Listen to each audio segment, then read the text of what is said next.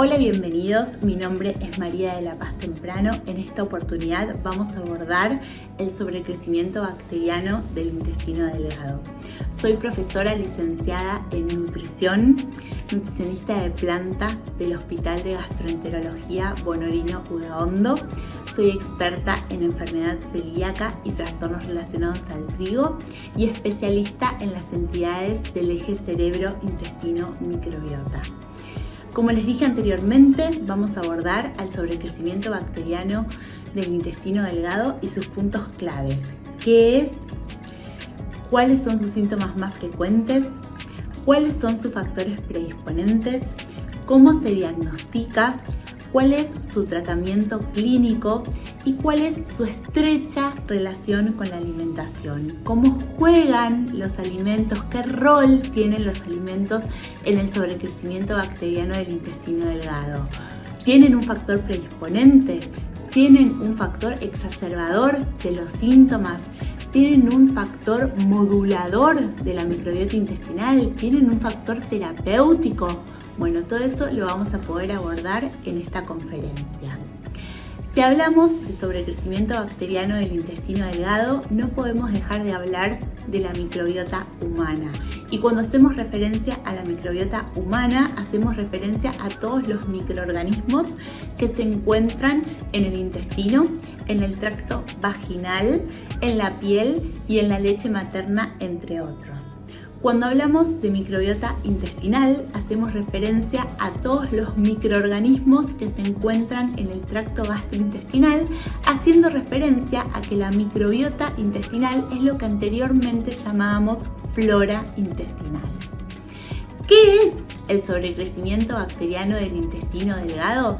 Es un síndrome que se caracteriza por un exceso de bacterias en el intestino delgado, generando síntomas gastrointestinales. ¿Existen factores que predisponen a tener sobrecrecimiento bacteriano del intestino delgado? Sí, existen diferentes factores. Existen entidades clínicas como puede ser una pseudoobstrucción intestinal, una gastroparesia, alteraciones neurológicas que tienen en común la disminución de la motilidad intestinal. También existen entidades quirúrgicas que llevan a mayor predisposición a tener un sobrecrecimiento bacteriano del intestino delgado. ¿Cuáles son? Puede ser una resección extensa del intestino delgado, una gastrectomía total o subtotal. También pueden ser bridas por diferentes cirugías previas. Y por otro lado encontramos causas multifactoriales, como puede ser una enfermedad celíaca, como puede ser una enfermedad de Crohn, como puede ser una diabetes y el síndrome de intestino irritable, entre otros. También existen patologías como la rosácea que se relacionan, pero aún no se conoce el mecanismo fisiopatológico. Cuando hablamos de sobrecrecimiento bacteriano del intestino delgado, hablamos de sus síntomas. Y cuando hablamos de sus síntomas, vemos sus síntomas más frecuentes como la distensión o hinchazón abdominal, el dolor abdominal, la presencia de diarrea o de constipación, las flatulencias, los eructos y los ruidos hidroaéreos. Pero también existen síntomas menos frecuentes que se relacionan con la severidad del sobrecrecimiento bacteriano del intestino delgado, como es la presencia de esteatorrea y como es la deficiencia de vitamina B12, de vitamina D y de hierro. Con esto podemos decir que existen diferentes síntomas relacionados con el sobrecrecimiento bacteriano del intestino delgado, que existen factores predisponentes para la generación del sobrecrecimiento bacteriano del intestino delgado y que es un exceso de bacterias en el intestino delgado que generan síntomas gastrointestinales. Uno Uno de los puntos más importantes cuando hablamos del sobrecrecimiento bacteriano del intestino delgado es el correcto diagnóstico del mismo. El mismo se realiza por un test del aire expirado. Los test del aire expirado realizan la medición cuantitativa de hidrógeno o de metano, y el fundamento de estos es que las células de nuestro cuerpo son incapaces de producir hidrógeno o metano. Por lo tanto, si estos gases se encuentran en la muestra del test del aire expirado, significa que existe otra fuente de los mismos, tales como la fermentación de determinados carbohidratos, por lo cual podemos diagnosticar al sobrecrecimiento bacteriano. Existen diferentes sustratos para poder realizar el test de sobrecrecimiento bacteriano del intestino delgado, como son la glucosa y como son la lactulosa. Por otro lado, también hay indicaciones previas para poder realizar este test. Respecto a las indicaciones previas, tiene que ver con evitar la toma de antibióticos un mes antes, con una preparación específica el día previo, y esto tiene que ver con una dieta hipofermentativa. Esta dieta hipofermentativa lo que va a generar es que el individuo llegue sin fermentación bacteriana al momento del test del aire expirado. También es importante que no se estén tomando otros medicamentos como prokinéticos una semana antes de la realización del test del aire expirado, y el mismo día de la realización del test del aire expirado indicar que el paciente no tenga un lavado normal de dientes con pasta dental, sino que se haga un enjuague con agua, ya que cuando se realice el test del aire expirado va a recibir una toma de clorhexidina para generar una asepsia bucal. ¿Cómo se realiza el test del aire expirado? Se toma una muestra basal, luego se le da al individuo lactulosa o glucosa, y durante 2 horas se mide cada 15 minutos el soplido a través del test del aire expirado. Una vez llegada la finalización de ese tiempo, el médico gastroenterólogo tiene que interpretar los resultados y tiene que interpretar la curva en que fue midiéndose la glucosa o la lactulosa para poder definir si ese paciente tiene sobrecrecimiento bacteriano del intestino delgado. ¿Qué sucede cuando tenemos un paciente que tiene sobrecrecimiento bacteriano del intestino delgado? Tenemos una terapéutica, y la terapéutica tiene evidencia científica significativa, que es a través del uso de antibióticos específicos. La evidencia científica también menciona que el acompañamiento con determinados probióticos de determinada calidad es de suma importancia y es beneficioso para el huésped, para el paciente en este caso. Como mencionamos anteriormente, los alimentos también juegan un rol muy importante en lo que es la predisposición al sobrecrecimiento bacteriano del intestino delgado, la exacerbación de la sintomatología, la terapéutica. Pero respecto a la terapéutica, es importante poder realizar la terapéutica clínica, la terapéutica médica con el antibiótico específico en una primera instancia, poder utilizar los probióticos y luego poder evaluar la sintomatología del paciente y ver si es necesario aplicar una terapéutica alimentaria. Por lo tanto, y concluyendo, es de suma importancia tener un diagnóstico certero a través del test del aire expirado y también poder realizar un tratamiento exclusivo, individualizado e integral con la utilización de antibióticos específicos y probióticos específicos para modular a la microbiota intestinal y generar salud digestiva y bienestar general post-antibiótico.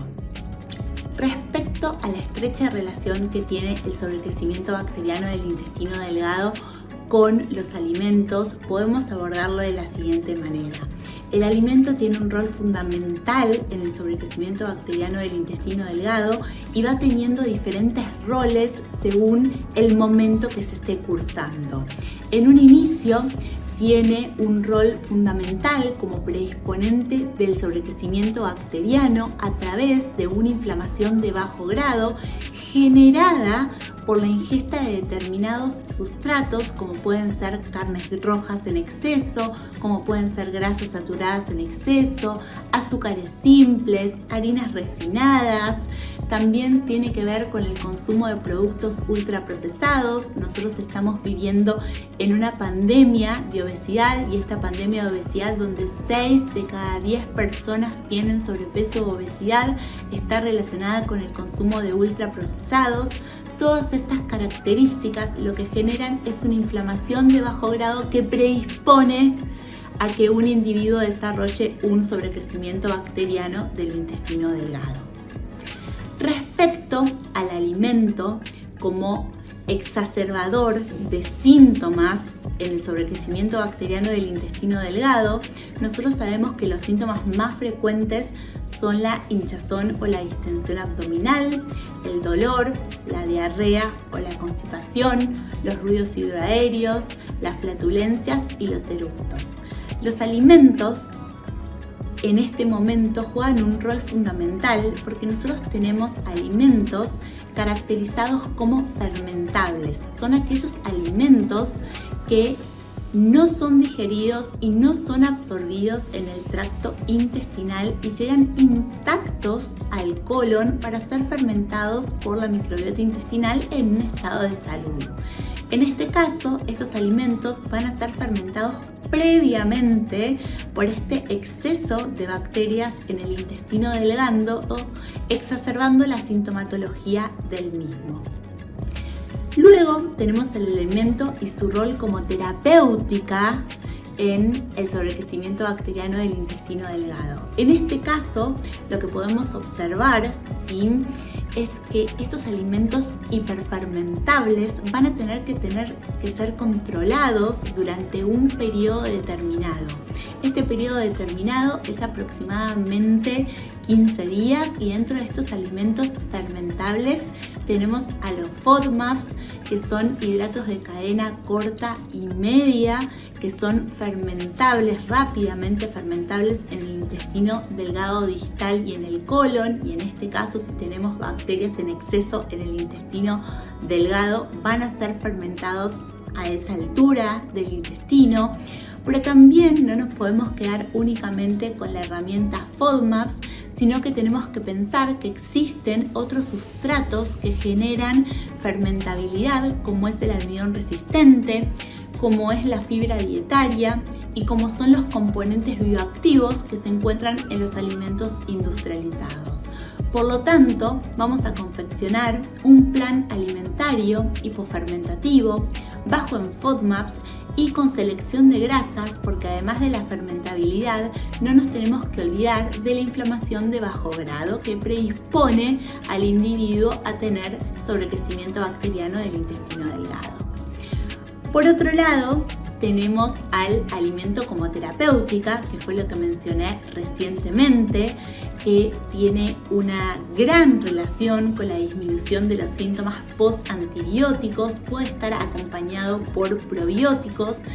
Los probióticos, como mencionamos anteriormente, son beneficiosos tanto en el tratamiento antibiótico como en el tratamiento nutricional.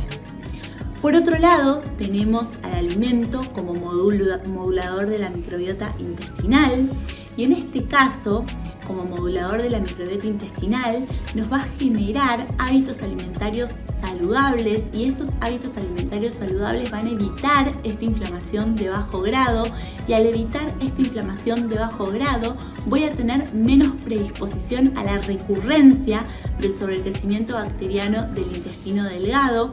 Voy a generar un bienestar digestivo y un bienestar general, ya que sabemos que la microbiota tiene acciones locales, pero también tiene acciones sistémicas.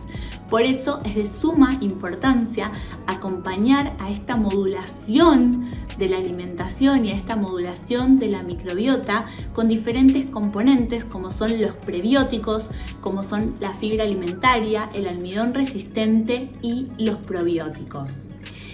Para poder finalizar con esta conferencia respecto al sobrecrecimiento bacteriano del intestino delgado, quiero comentarles que es una patología que es muy frecuente, pero que también es muy difícil de diagnosticar correctamente. Por lo cual, estos puntos claves espero que les sirvan para poder diagnosticar, para poder tratar y para poder acompañar en la vida del paciente para tener menos recurrencia de sobrecrecimiento bacteriano del intestino delgado. Les agradezco mucho por haber estado presentes en esta conferencia.